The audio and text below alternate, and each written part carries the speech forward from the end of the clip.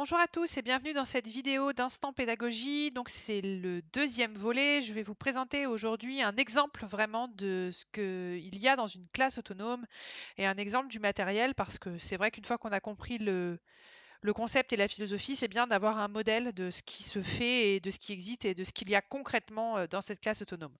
Donc, pour retrouver tout le travail que je donne aux élèves et que je crée et que je partage, vous avez le site internet revreaubourg.wixit.com/réussitebac. Ici, dans la catégorie cours CAP, voilà, vous allez pouvoir retrouver les choses. Donc, quand on descend, on a donc tous les cours, ici les cours papier, les diaporamas, les ateliers, ce qu'ils doivent savoir faire pour le contrôle, et puis tous les cours sont filmés, ce qui leur permet de pouvoir les travailler à la maison, qu'ils soient absents ou pas d'ailleurs, ça permet d'avoir tous les cours et ça aide aussi beaucoup d'élèves qui passent le CAP en candidat libre.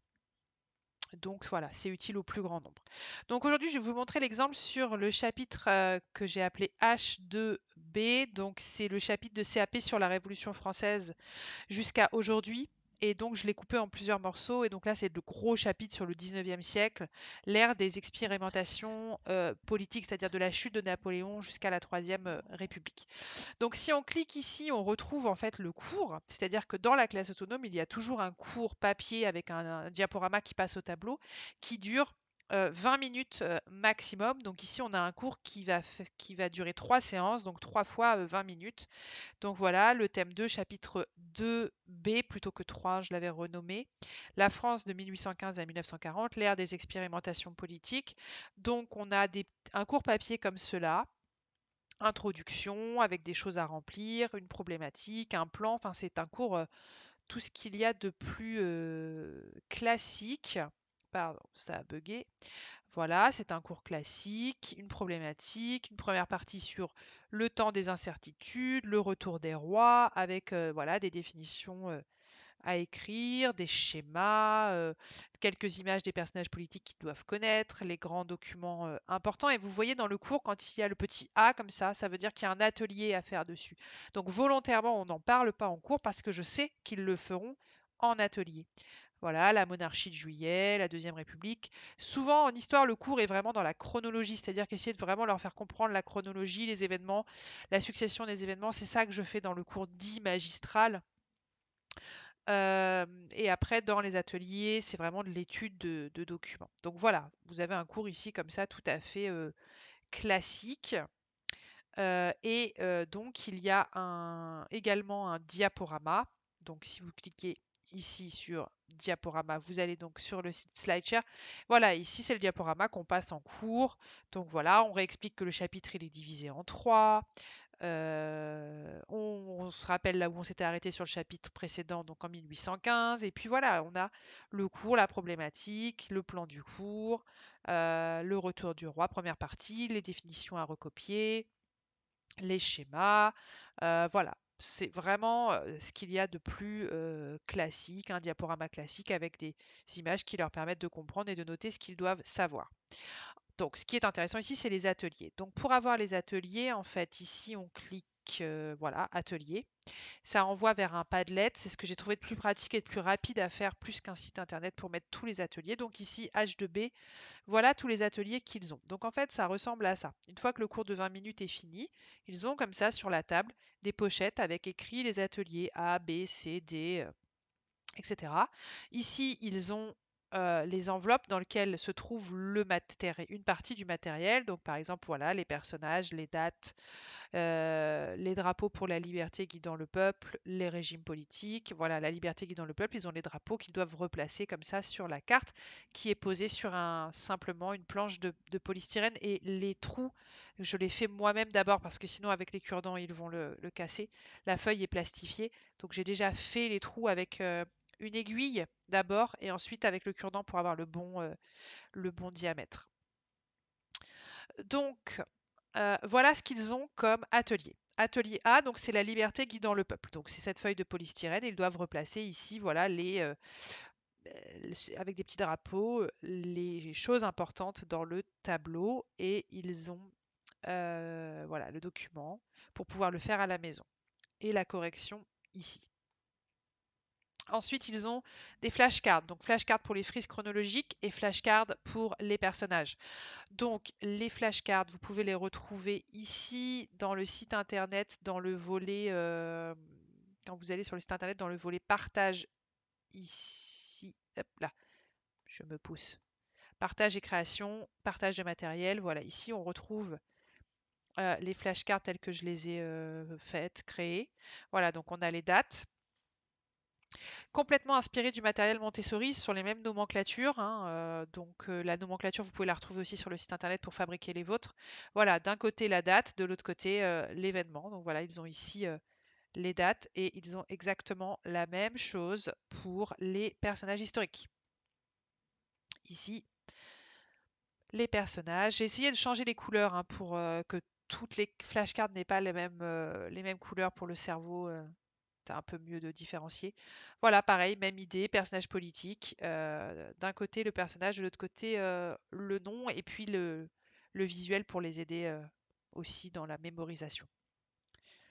Donc voilà, ils ont ces ateliers-là, donc la frise chronologique avec les dates et les personnages politiques. Ils peuvent s'interroger entre eux pour apprendre ces dates. Et je leur remets aussi toujours ici la version numérique pour qu'ils puissent le faire à la maison, notamment quand il y a eu le confinement. Il fallait pouvoir utiliser ce matériel à la maison.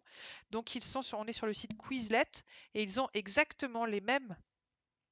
Oula, Louos, Louis, ils ont exactement les mêmes flashcards que j'ai donc créés. C'est les mêmes. Sauf qu'ici, ils les ont en version numérique, ils peuvent les faire à la maison. Et ils peuvent les faire sur le téléphone et s'entraîner, voilà, etc. J'ai une autre vidéo où j'explique comment utiliser le Quizlet. Donc voilà, ils les ont aussi à la maison. Donc les personnages politiques, pareil, ils l'ont aussi à la maison.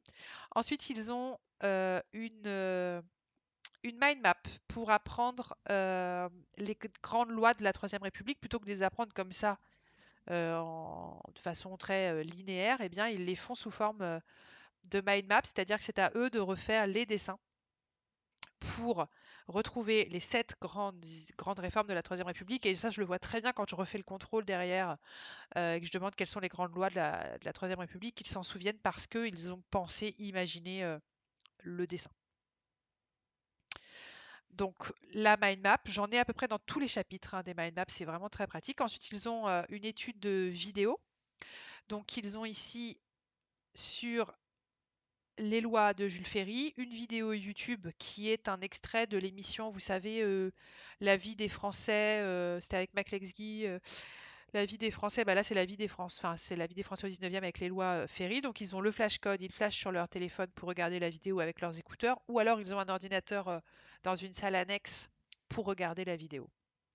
Ils regardent la vidéo et ils répondent directement aux questions sur les grandes réformes de Jules Ferry et ils ont bien sûr la correction puisque le but de la classe autonome, c'est que tout le matériel soit autocorrectif. Donc toutes ces corrections-là, ils les ont dans des grands classeurs qui sont les classeurs de correction. Je ne sais pas si on les voit sur la photo, euh, sur la table. Non, raté, c'est pas ça. Ils ont des grands classeurs. Alors, je les ai fait en 4 exemplaires, les classeurs, parce que j'ai des classes qui varient entre 12 et 30 élèves. Et pour 30 élèves, 4 classeurs, ça suffit. C'est rare qu'ils aient besoin tous du classeur en même temps. Et au pire, ils savent qu'ils ont tout sur le Padlet. Donc, ils flashent le Padlet. Ils tombent directement sur la page et là, ils savent qu'ils peuvent avoir les corrections. Ensuite, ils ont une étude d'image donc sur l'abolition de l'esclavage. Donc voilà, c'est une image, un tableau. Ils ont le tableau. Ils ont aussi une vidéo qui explique le tableau qui est sur le site, j'ai pris sur le site du château de Versailles. Voilà, ils ont leur vidéo, ils répondent pareil aux questions et ils ont ensuite la correction de la même façon.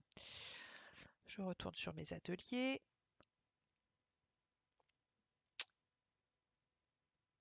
Ah oui, je voulais vous montrer ça, pardon, excusez-moi. En fait, ça, c'est ce que les élèves ont. Ils ont cette feuille-là avec tous les ateliers qu'ils doivent faire, A, B, C, D, E, F. Ils les font dans l'ordre qu'ils veulent, autant de fois qu'ils veulent, à leur rythme. Ils savent qu'ils ont 3 séances pour tout faire, donc à peu près 3, ateliers par séance, donc c'est 45 minutes le temps des ateliers. Et voilà, et ça leur donne une espèce de liberté aussi de choisir ce qu'ils vont faire. Et ça change tout, alors que concrètement, c'est une illusion de liberté puisqu'ils n'ont pas le choix, ils doivent tous le faire, tous les faire. Mais voilà, ça leur permet aussi voilà, d'avoir cette illusion de c'est moi qui ai choisi, donc je vais le faire correctement. Puis si j'y arrive pas, si ça m'embête, si j'arrive pas à retenir les flashcards des personnages politiques, eh bien, j'arrête, je passe à un autre atelier, je ferai autre chose. Et ils ont cette liberté-là, et pour eux, surtout à l'adolescence, c'est quelque chose d'assez agréable pour eux. Il y a aussi les ateliers bonus. Donc je ne vous en avais pas encore parlé, mais les ateliers bonus, c'est quand un élève a réussi à faire tous les ateliers et est allé très vite, eh bien il y a des ateliers bonus. Parce qu'il ne faut pas oublier que nous, en CFA, eh ben, on a des élèves qui sortent de quatrième comme des élèves qui ont le bac ou voire des élèves qui ont des diplômes supérieurs et qui décident un jour de redevenir pâtissier ou boucher. Et donc il faut qu'on ait de quoi alimenter tous les niveaux. Donc voilà, il y a des ateliers en plus, bonus à fabriquer pour les personnes qui auraient fini tous les ateliers. Donc là, on a vu l'abolition de l'esclavage, donc c'est le tableau. Ensuite, ils ont les régimes politiques. Alors les régimes politiques, en fait, j'ai simplement pris sur un livre d'histoire-géographie des schémas de tous les systèmes politiques, donc Ancien Régime, 1791, 1793, le Directoire, le Consulat, la Troisième République, la Charte de Louis XVIII. L'avantage, c'est comme c'est sur le même livre, ils sont tous sur le même modèle, et j'ai simplement découpé le titre. Ils ont les titres, ils ont les schémas, et c'est à eux de remettre. Tiens, ça me fait penser à l'organisation de la Troisième République. Tiens, ça me fait penser à plutôt l'organisation de la Restauration. Ça, c'est plutôt l'Ancien Régime, etc. Donc, voilà, ils ont ça. Et le dernier atelier, c'est sur... Alors, attendez que je retrouve mon atelier de la Révolution française à la Cinquième République. C'est ici.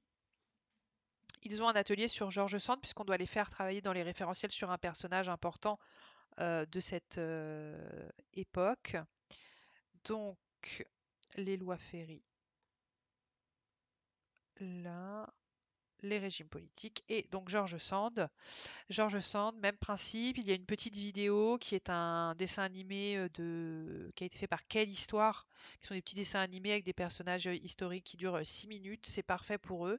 Et voilà des questions sur George Sand. Et puis aussi après un texte, vraiment un texte, bon là il est de très mauvaise qualité, je l'ai réimprimé pour les élèves. Voilà, ils ont aussi et le fait d'être passé d'abord par le dessin animé, ça les a intrigués, ça les a intéressés sur le personnage, et donc c'est plus facile ensuite d'aller travailler sur des textes, des documents écrits. Voilà, ils doivent retrouver des choses dans le texte, et puis ensuite retrouver où est le Berry en France, parce qu'on dit qu'elle vient du Berry. Et puis pareil, un petit document que j'ai pris dans un manuel sur George Sand qui récapitule un petit peu sa vie, les grandes dates importantes de sa vie. Donc voilà, c'est ça, la classe autonome. Voilà des exemples de matériel. Ils ont le cours magistral, ils ont le diaporama, et ce cours-là, il est filmé, ils peuvent le retrouver sur YouTube. Et ensuite, ils ont les ateliers. Voilà, c'est ça les ateliers. Donc ça peut être des cartes, ça peut être des choses à replacer sur du polystyrène, ça peut être des planches effaçables. Alors il n'y en a pas ici de planches effaçables, mais je vous en montrerai et puis vous envoyer dans la première vidéo de Instant Pédagogie. Voilà, n'hésitez pas si vous avez des questions, si vous avez des remarques, si vous avez d'autres idées, si vous avez créé d'autres matériels. Moi, ça m'intéresse beaucoup parce que tout ce matériel-là, en fait, il n'est pas né de mon imagination, il a été...